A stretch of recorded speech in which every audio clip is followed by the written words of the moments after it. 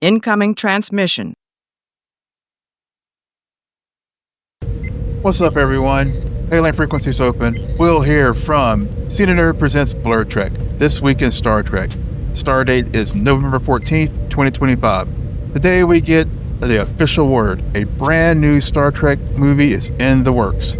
And it looks like a total fresh start for the franchise on the big screen. Here's the big twist. This is shaping up to be the first Trek movie in years without Chris Pine as Captain Kirk.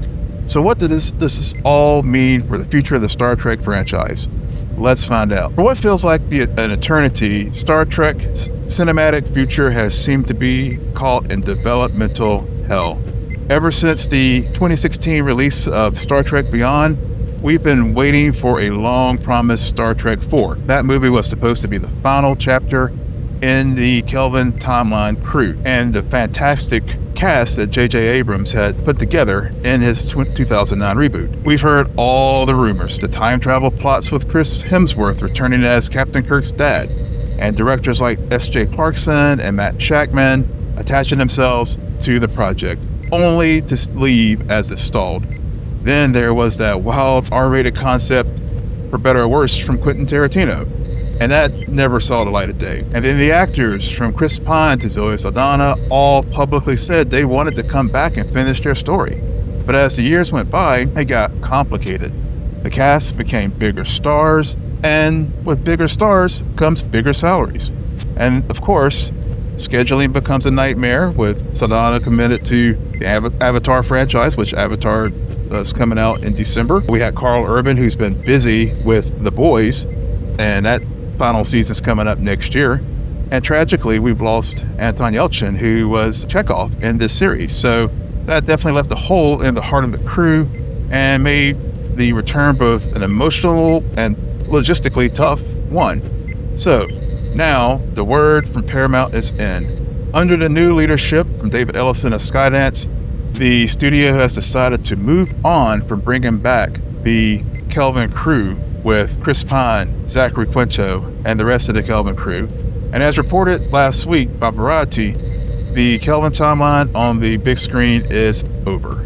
So for the fans who waited for one last voyage, that is definitely a tough pill to swallow. It truly is the end of an era.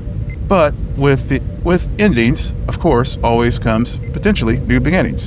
And Paramount isn't just closing the door on Star Trek. They're opening up a brand new one. So, who did Paramount bring in to hand over the keys to the Federation's flagship franchise? They've tapped Jonathan Goldstein and John Francis Daley to write, produce, and direct this new vision for Star Trek. If those names ring a bell for you, they should. They're the duo behind the ridiculously fun Dungeons & Dragons Honor Among Thieves, and were the writers on the smash hit film Spider-Man Homecoming. This choice tells us a lot about the tone that the studio might be going for with Goldstein and Daley. Those writers have a knack for blending genres with a sharp comedic touch. They've also some directing work as well. They directed the black comedy Game Night, and which was a movie that took a simple idea and executed it with style. And it's also their most recent work that with Star Trek fans should really be excited about, with the work that they did in Spider-Man Homecoming, because it was praised for its heart, humor, and touching the focus on a young hero, that being Peter Parker, finding out his place in this huge Marvel Cinematic Universe. And then with the Dungeons & Dragons Honor Among Thieves, you had a film that had a challenge of also adapting a very massive franchise of Dungeons & Dragons, and adapt one that is also very lore heavy, just like Star Trek, for both diehard fans and total newcomers to the franchise.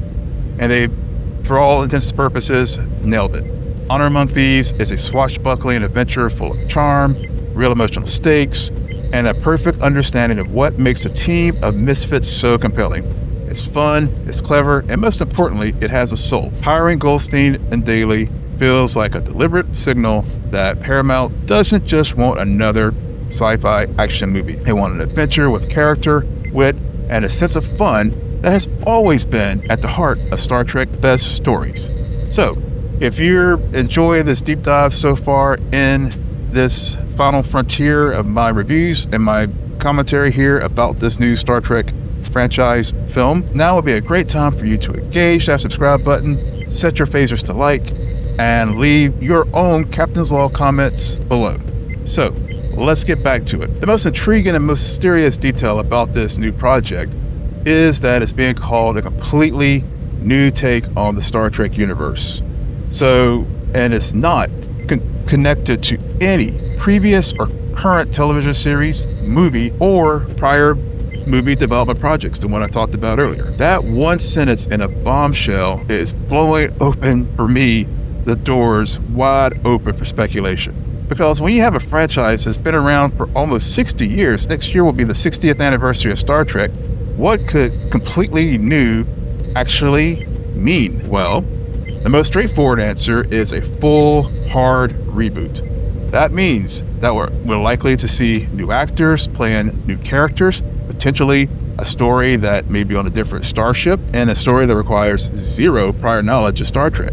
And we've seen that before in the Star Trek franchise. For example, Deep Space Nine was not a series placed on the Starship Enterprise. We've had Star Trek Voyager, so it's not an unusual thing to have a story set in Star Trek outside of the Starship Enterprise. And this gives the filmmakers a clean slate, freeing them from the weight of established canon and making it easier for new audiences to jump in. My co-host here on the podcast, Sarah, has always talked about how difficult it is to get into Star Trek because it's just so much lore to get caught up on. So this completely new could be an easy way for new audiences to jump in. But completely new could also be more nuanced. It might mean a story that sets place in a different part of the Star Trek timeline that we've never explored or seen on the small or big screen. Imagine a film set centuries after the events of Star Trek Picard or Discovery, where the Federation is almost a myth.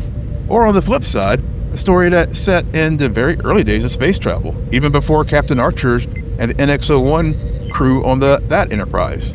Another approach could be an anthology series. The Star Trek universe is, of course, huge, so as I said before, why does every story have to be on the Starship Enterprise?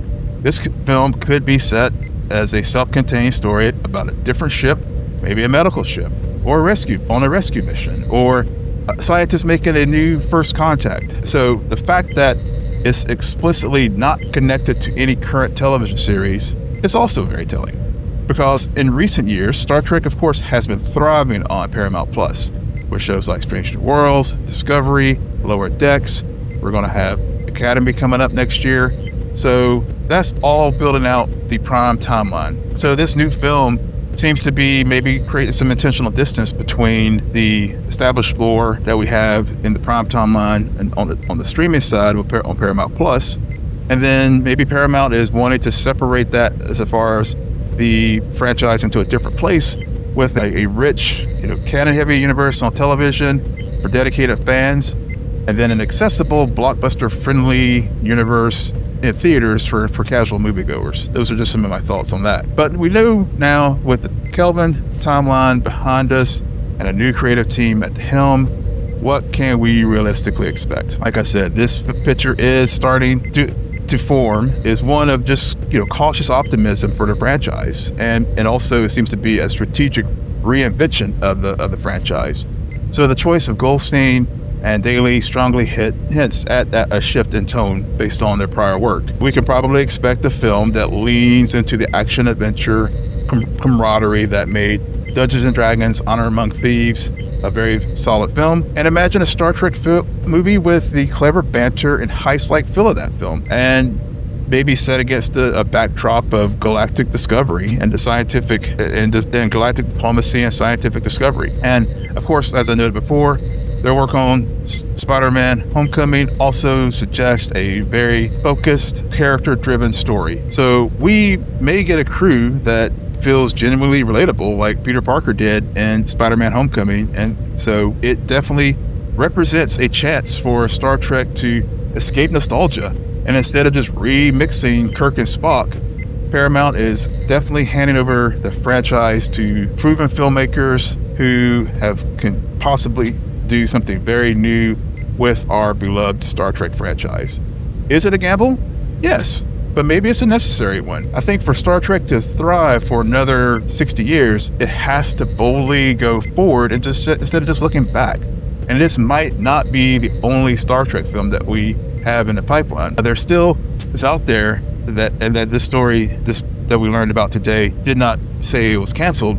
That origin story film that was going to be coming potentially from Toby Haynes of Star Wars Andor fame, and that was set decades before the 2009 reboot. So that is still something that could be out there. And it definitely does seem that, again, the strategy that Paramount seems to be going under the new leadership from Skydance is to not put all things and all of the lithium crystals in one basket. It looks to me that they're going to be exploring multiple paths to see what connects with modern audiences to keep the franchise viable. So, look, we've all waited for a very long time for a Star Trek movie on our big screens. And it has been, very frustrating, quite frankly.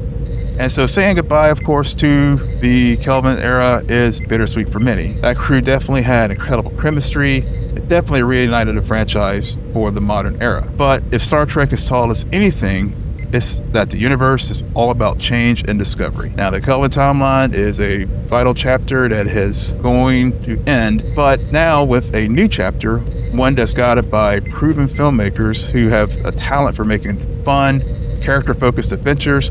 It promises a totally fresh take, free from the weight of what came before, and it has the potential to introduce a whole new generation to a whole new world of optimism and infinite possibilities of the final frontier. So that voyage of Star Trek 4 is over, but the voyage to what comes next has just begun. But now I want to hear from you. What do you think about this news? Are you excited for a fresh start with the writers of Spider-Man Homecoming?